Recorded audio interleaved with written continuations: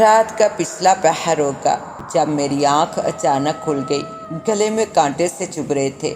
Glass اٹھانے کے لیے ہاتھ بڑھایا تو یاد آیا رات پانی تو رکھا ہی نہیں تھا۔ نہ چاہتے ہوئے بھی اٹھ کر لیمپ آن کیا۔ چپل پہن ہی رہا تھا کہ لائٹ چلی گئی۔ کیا مصیبت ہے! اندازے سے چلتا ہوا کرسی تک آیا اور سویٹر اٹھا کر پہنا۔ یہ رات تو پچھلی کئی راتوں سے زیادہ سرد ہے، میں نے دل ہی دل میں سوچا اور سیڑھیاں اتر کر کچن میں آ گیا۔ ڈسپینسر سے پانی لیا اور وہی کچن کاؤنٹر کے پاس اسٹول پر بیٹھ کر پانی پی ہی رہا تھا کہ کان پھاڑ دینے والی چیخ نے میرے استان خطا کر دیے۔ آواز ہی ایسی تھی جیسے کوئی گھرا رہا ہو۔ کبھی کبھی محسوس ہو رہا تھا جیسے کسی کا گلا کاٹ دیا ہو اور ابلتے خون کے درمیان چیخنے کی کوشش کر رہا ہو۔ شدید سردی میں بھی میرے ماتھے پر پسینہ آ گیا۔ ٹارچ کمرے میں ہی تھی، لہٰذا میں سیڑھیاں پھلانگتا واپس اپنے کمرے میں آ گیا۔ یہ آوازیں تو اب تقریباً روز کا معمول بن گئی تھی، مگر ہر روز ایسا لگتا جیسے ان کی شدت میں اضافہ ہو رہا ہو۔ صبح تک میں کروٹیں بدلتا رہا۔ صبح ہوئی تو آنکھ لگ گئی۔ پتہ نہیں کب تک سوتا رہتا اگر رافعہ آ کر مجھے نہ اٹھاتی۔ رات میرے چھوٹے سالے صاحب کی شادی کے سلسلے میں سسرال میں ڈولکی تھی۔ رافعہ اور بچے وہیں رکے تھے، مگر میں گھر واپس آ گیا۔ حالانکہ رافعہ کا موڈ خراب بھی ہوا تھا۔ اور ہم کل چھٹی ہے، آپ بھی یہیں رک جائیے۔ وہ بلال کو سلاتے ہوئے بولی۔ نہیں یار، تمہیں پتہ تو ہے مجھے اپنے بستر کے علاوہ کہیں نیند نہیں آتی۔ میں نے اپنا موبائل فون اور گاڑی کی چابیاں اٹھاتے ہوئے جواب دیا اور خدا حافظ کہہ کر گھر سے باہر نکل آیا۔ رات تو جیسے تیسے گزر گئی تھی۔ صبح میں نے رافعہ کو کچھ نہ بتایا، وہ ویسے بھی جلدی میں تھی۔ اپنے اور بلال کے کپڑے بیگ میں رکھ کر مجھے رات مہندی میں جلد آنے کی تلقین کرتی چلی گئی۔ سائڈ ٹیبل سے گھڑی اٹھا کر دیکھی تو 1:30 بج رہا تھا۔ میں بستر سے اٹھا اور منہ ہاتھ دھو کر کچن میں آیا تو رافعہ نے میز پر میرا کھانا گرم کر کے رکھا ہوا تھا۔ مجھے ایک دم ہی اپنی بیگم پر ڈھیروں پیار آ گیا۔ وہ تھی ہی ایسی خیال رکھنے والی۔ کھانے سے فارغ ہو کر ایک کپ گرم کافی بنائی اور اخبار لے کر بیٹھ گیا۔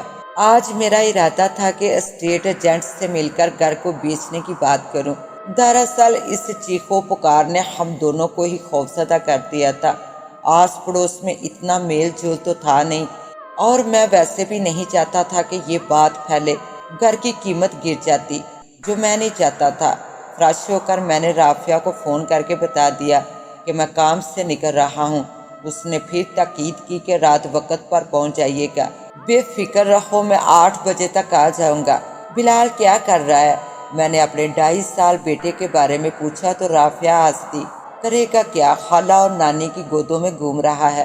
اوکے جان، میرے بیٹے کو پیار دینا، خدا حافظ۔ اسٹیٹ ایجنٹ سے ملاقات کافی پر امید رہی۔ اس کے پاس ایک پارٹی موجود تھی جو اسی علاقے میں گھر خریدنا چاہتی تھی جہاں میرا گھر تھا۔ شام میں ان لوگوں کو گھر لانے کی بات طے ہو گئی اور یوں میں ہلکا پھلکا ہو کر گھر واپس آ گیا۔ سالے صاحب کی شادی بخیر و خوبی اختتام پذیر ہو گئی اور رافعہ اور بلال گھر واپس آ گئے، بلکہ ولیمے کے بعد میرے ساتھی دونوں آگے تھے۔ آدھی رات کا وقت ہوگا جب ہم دونوں میاں بیوی کی آنکھ ایک ساتھ کھل گئی۔ کمرہ اس قدر سرد ہو رہا تھا کہ کمبل اوڑھنے کے باوجود پیروں میں خون جمتا محسوس ہو رہا تھا۔ یار رافعہ، مجھے موزے نکال دو پلیز، پیروں میں ٹھنڈ لگتی ہے تو سر میں درد شروع ہو جاتا ہے، میں نے رافعہ کو بستر پر بیٹھے دیکھ کر کہا۔ ابھی وہ الماری کے قریب ہی گئی تھی کہ پھر سے وہی ہولناک چیخوں کا سلسلہ شروع ہو گیا۔ اور ہم پلیز کچھ کریں، ان آوازوں نے تو جینا مشکل کر دیا ہے۔ وہ باقاعدہ کپکپا رہی تھی۔ بات کر لی ہے میں نے، جلد گھر فرخوت ہو جائے گا، میں نے اس کو کندھے سے تھام کر کہا۔ پتہ نہیں محلے والے بھی کیسے ہیں، کسی کو فرق ہی نہیں پڑتا ان آوازوں سے۔ یہ تو تم صحیح کہہ رہی ہو۔ یہ کہہ کر میں نے کھڑکی سے پردہ سرکایا تو میری اوپر کی سانس اوپر اور نیچے کی نیچے رہ گئی۔ ہمارے لان میں موجود جامن کے درخت پر کسی کی لاش لٹک رہی تھی۔ یہ منظر اس قدر ہیبت ناک تھا کہ میں مرد ہو کر بھی لرز اٹھا۔ رافعہ بلال کو سینے سے لگائے رو رہی تھی۔ یقیناً اس نے بھی یہ ڈراؤنا منظر دیکھ لیا تھا۔ میں نے جھٹ پردے برابر کر دیے اور سوئچ بورڈ کی طرف لپک کر لائٹ جلانے کے لیے بڑھا ہی تھا کہ ہمارے کمرے کے دروازے کو کسی نے کھٹکھٹانا شروع کر دیا۔ ہم دونوں نے ایک دوسرے کی جانب دیکھا۔ مین ڈور کے بعد سیڑھیاں اور پھر لاؤنج پار کرنے کے بعد ہمارا کمرہ تھا۔ یہاں تک کوئی کیسے پہنچ گیا؟ اس خیال نے ریڑھ کی ہڈی میں سنسنی سی بھر دی۔ میں ششو پنج میں ہی تھا کہ کیا کروں کہ رافعہ کی لرزتی ہوئی آواز آئی، ارحم خدا کے لیے دروازہ مت کھولیے اور پولیس کو فون کریں۔ یہ کہہ کر وہ بلند آواز سے آیت الکرسی کا ورد کرنے لگی۔ میں نے تیزی سے فون اٹھایا اور علاقے کے تھانے کا نمبر ڈائل کرنے لگا۔ اب دروازے کا پیٹنا تو بند ہو گیا تھا، مگر صاف محسوس ہو رہا تھا جیسے نیچے گھر میں کئی لوگ چل پھر رہے ہیں۔ کچھ دیر خاموشی رہی، پھر ڈور بیل بجنے لگی۔ اب تو رافعہ نے ہچکیوں کے ساتھ رونا شروع کر دیا تھا۔ بلال بھی اس ہنگامے میں جاگ گیا اور وہ بھی رو رہا تھا۔ رافعہ تم دروازہ اندر سے بند کر لو، میں جا کر دیکھتا ہوں۔ نہیں، آپ کہیں نہیں جائیں گے، اس نے لپک کر میرا بازو پکڑ لیا۔ ڈور بیل اب بھی بج رہی تھی۔ اسی اثنا میں بستر پر پڑے میرے سیل فون پر انجانا نمبر جگمگانے لگا۔ اچھا فون تو اٹھانے دو۔ دوسری طرف ایس ایچ او صاحب تھے۔ ارحم صاحب، اتنی دیر سے ہم بیل بجا رہے ہیں، آپ کہاں ہیں؟ جی سر، میں ابھی آیا۔ میں نے رافعہ کو تسلی دی اور جا کر دروازہ کھول دیا۔ ارحم صاحب، گھر آپ کا اندر سے بند تھا، آپ نے ہی کھولا، یعنی کوئی اور داخل نہیں ہوا، اور جس لاش کا آپ نے ذکر کیا وہ بھی وہاں نہیں۔ پڑوس کے گھر میں تو کوئی بھی نہیں۔ چوکیدار نے بتایا کہ اس نے کوئی آواز نہیں سنی، حالانکہ وہ سونے سے قبل گھر کے اطراف چکر لگا رہا تھا۔ بہرحال ہم اب چلتے ہیں، کوئی خاص بات محسوس کریں تو یہ میرا ذاتی نمبر ہے، پلیز کال می۔ میں نے پولیس والوں سے مصافحہ کیا اور دروازہ بند کر کے اندر آنے کے لیے پلٹا تو نظر جامن کے درخت پر پڑی۔ اس کے پتے چاندنی میں چمک رہے تھے۔ صبح میں نے رافعہ اور بلال کو اپنے والدین کے گھر ڈراپ کیا، کیونکہ میں اب اس گھر میں ایک لمحہ بھی نہیں گزارنا چاہتا تھا۔ جو کچھ رات ہوا وہ وہم نہیں تھا، اور مجھے اور رافعہ کو ایک ہی وقت میں ایک سا وہم کیسے ہو سکتا ہے؟ کچھ غیر معمولی ہے۔ مگر میں یہ سب سوچنا نہیں چاہتا تھا۔ واپسی پر اسٹیٹ ایجنٹ کے پاس گیا اور پارٹی کو آج ہی لانے کا کہہ کر گھر آیا تاکہ ضروری سامان سمیٹ کر امی کے گھر پہنچا دوں۔ اب وہیں سے نئے گھر شفٹ ہونا تھا۔ میں اپنے چھوٹے سے بچے اور بیوی کو ایسے خوفناک ماحول میں نہیں رکھ سکتا تھا جہاں میرا اپنا دل بند ہو رہا تھا۔ سامان گاڑی کی ڈگی میں رکھا اور نکلنے سے پہلے گھر کے تمام کھڑکیاں اور دروازے بند کر رہا تھا کہ ڈور بیل بجی۔ اس وقت کون آ گیا، میں نے سوچا۔ ہو سکتا ہے جینٹو۔ یہ بات اطمینان بخش تھی۔ میں نے تیزی سے مین ڈور کھول کر باہر نکلنے کے لیے جیسے ہی ہینڈل پر دباؤ ڈالا، مجھے شدید کرنٹ لگا۔ میں نے جھٹکے سے ہاتھ پیچھے کیا کہ میرے ہاتھ سے فون نیچے کلین پر گر گیا۔ فون اٹھا کر جیسے ہی سامنے دیکھا تو مجھے لگا کہ میرا دم نکل جائے گا۔ میرے سامنے عجیب مخلوق بلا کھڑی تھی۔ اس کا سر چھت کو چھو رہا تھا، آنکھوں کی جگہ گہرے گڑے تھے اور چہرے پر گوشت جگہ جگہ سے لٹک رہا تھا جس میں کیڑے کلبلاتے ہوئے نظر آ رہے تھے، اور وہ زمین پر بھی گر رہے تھے۔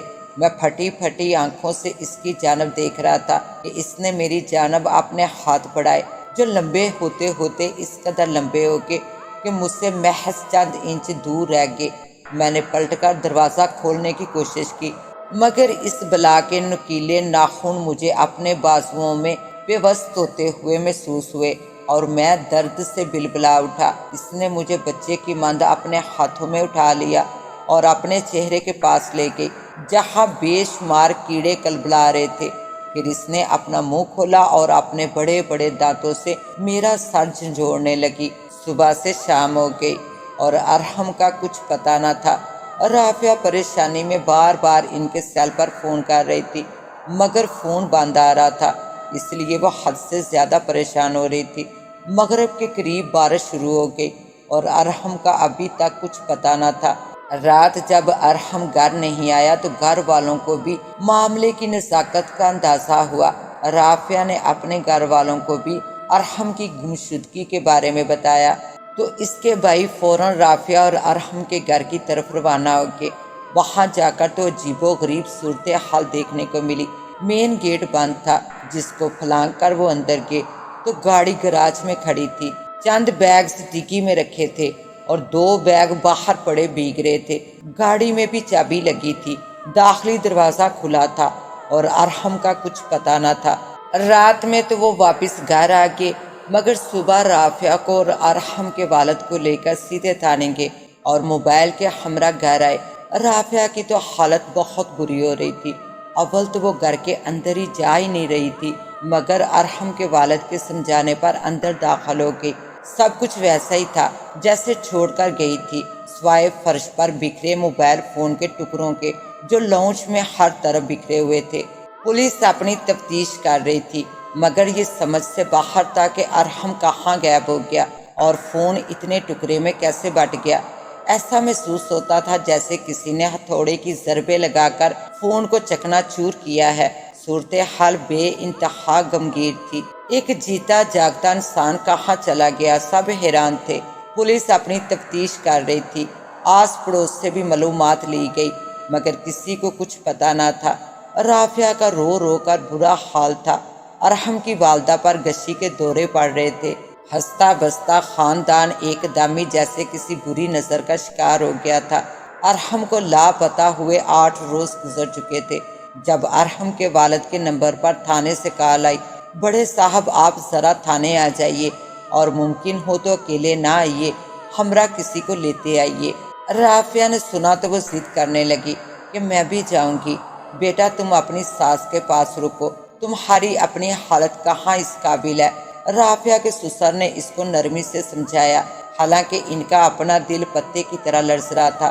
محسوس ہو رہا تھا کہ کچھ برا ہو گیا ہے ان کے بیٹے کے ساتھ۔ انہوں نے چھوٹے بیٹے کو ہمراہ لیا اور تھانے کی جانب روانہ ہو گئے۔ راستے میں رافعہ کے والد کو بھی پہنچنے کا کہا۔ تھانے دار صاحب نے ان کے تھانے پہنچتے ہی انہیں اپنے پیچھے آنے کا کہا اور گاڑی میں بیٹھ کر ارحم کے گھر کی جانب روانہ ہو گئے۔ گھر کے باہر پولیس کی گاڑیاں اور ایمبولینس موجود تھی۔ لان میں چادر سے ڈھانپی گئی کسی کی لاش رکھی تھی۔ یہ منظر ان سب کا دل دہلانے کے لیے کافی تھا۔ بزرگوں 11 بجے کے قریب آپ کے سامنے والے گھر سے کسی صاحب نے کال کر کے کہا کہ اس گھر میں درخت سے لاش لٹک رہی ہے۔ ہم نے موقع پر پہنچ کر لاش کو درخت سے اتارا ہے۔ لاش کی حالت بہت بری ہے، مگر آپ کو ہمت کرنی ہوگی اور شناخت کے تکلیف دہ عمل سے گزرنا ہوگا۔ لاش بری طرح ادڑی ہوئی تھی، جسم کے ہر حصے سے خون رس رہا تھا۔ ارحم کی دونوں آنکھیں نوچ لی گئی تھی، کھوپڑی کو بھی جیسے دانتوں سے چبایا گیا تھا۔ نرخہ کٹا ہوا تھا، جگہ جگہ بڑے بڑے دانتوں کے نشان تھے۔ ارحم کے والد تو لاش دیکھ کر ہی دل پکڑ کر زمین پر بیٹھتے چلے گئے۔ رات ہی لاش کو سرد خانے منتقل کر دیا گیا اور اگلے دن تدفین بھی ہو گئی۔ پولیس نے اپنی روایتی سستی اور نااہلی کا مظاہرہ کرتے ہوئے کیس بند بھی کر دیا۔ رافعہ پر اس حادثے کے بعد کیا گزری وہ الگ داستان ہے، مگر یہ راز راز ہی رہا کہ اس رات ارحم کے ساتھ کیا ہوا۔ وہ 8 دن کہاں غائب رہا اور 8 دن بعد اس کی لاش کس نے درخت پر لٹکائی؟ کیا وہ اپنی گمشدگی کے دوران زندہ تھا اور جس رات لاش ملی اس رات ہی اس کا قتل ہوا؟ کیونکہ جسم پر لگے زخم اور بہتا خون میڈیکل رپورٹ کے مطابق بالکل تازہ تھا۔ کیا کھڑکی سے جو لاش ارحم نے لٹکتی دیکھی تھی وہ اس کی اپنی تھی؟ یہ وہ سوالات ہیں جن کا کبھی جواب نہیں ملا۔ ارحم اور رافعہ کا گھر آج بھی اسی طرح بند پڑا ہے اور راتوں میں اکثر وہاں سے کسی کے گھرانے اور اذیت ناک چیخوں کی آوازیں آتی ہیں۔ لگتا ہے جیسے کسی کا نرخہ کاٹ دیا گیا ہو اور وہ بہتے خون کے ساتھ چیخنے کی کوشش کر رہا ہو۔ اس کے ساتھ ہی اب مجھے دیں اجازت، ملتے ہیں انشاءاللہ ایک نیو کہانی کے ساتھ۔ تب تک کے لیے اللہ نگہبان۔